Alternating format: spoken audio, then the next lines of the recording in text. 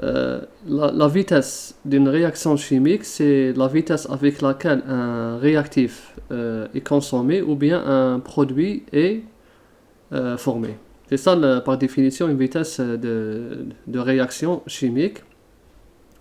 Et généralement, quand on fait une étude expérimentale de cinétique de réaction, on a le réacteur dans lequel on a les réactifs et on suit en fonction du temps. À chaque T, T1, T2, T3, jusqu'à la fin de la réaction, on prélève un échantillon et on fait son dosage.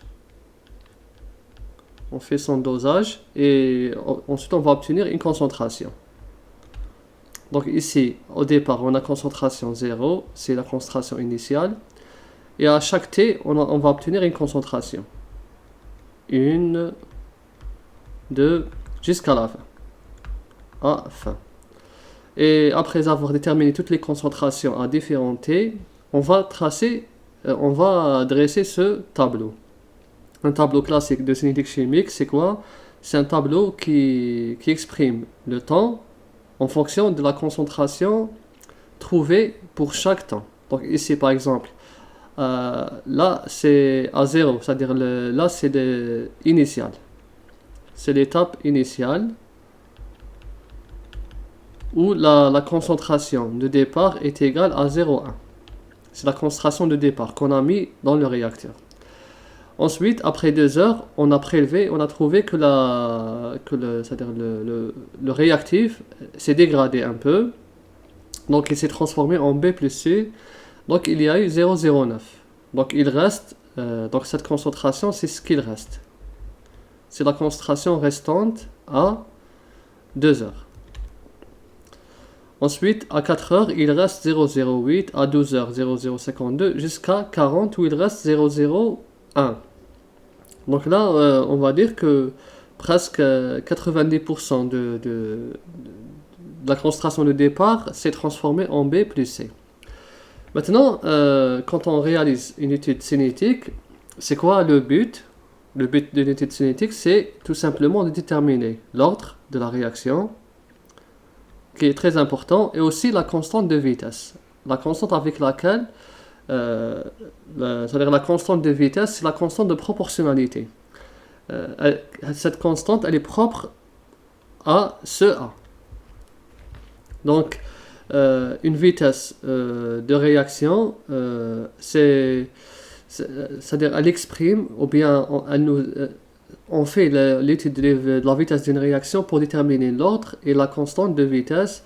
Même, on a l'autre unité, c'est le T1,5, d'autres paramètres.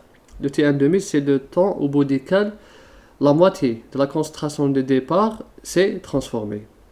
Donc voilà en quelque sorte la cinétique d'une réaction chimique. Donc là, quand on a ce genre de problème, on commence par tracer le graphe déjà. Parce qu'on a des valeurs expérimentales. On commence par tracer le graphe. Quel graphe? On va tracer le graphe A en fonction de T. Et là, quand on trace le graphe de A en fonction de T, c'est la première étape. Je vais l'appeler étape 1. Donc, je vais tracer. Et quand je trace, j'ai deux possibilités. Si je trace, c'est-à-dire, bon, là c'est décroissant. Le A diminue. Donc, je vais faire A en fonction de T. Dans le cas où la variation ici de la concentration en fonction des temps est linéaire, on aura ce type de graphe. On aura une courbe de ce type qui est une droite. Cette droite, elle a une pente qui est égale à moins tangente alpha. C'est ça sa pente. Elle a une pente.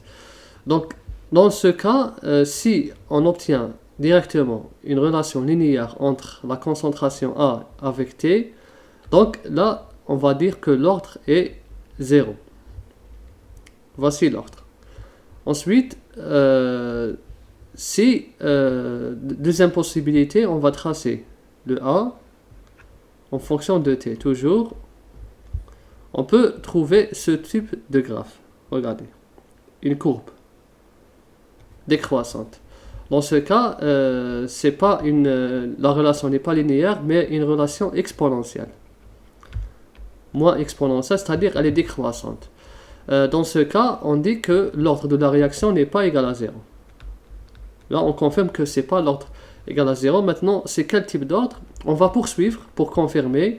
Donc, qu'est-ce qu'on va faire? On va déterminer les valeurs de log népérien de A. On va rajouter ici une autre rangée. On va mettre les logs népériens de chaque valeur. De ça, de ça, de ça, de ça. Ensuite, après avoir déterminé tous les logs népériens, on va retracer un autre graphe, comme ça, de ln de A en fonction de t. Et là, généralement, c'est-à-dire si on ne trouve pas 0, donc ici on trouve une exponentielle, comme ça, décroissante. Donc, on va trouver une relation linéaire avec le logarithme. Et là, on confirme que l'ordre de la réaction est d'ordre 1. Voilà.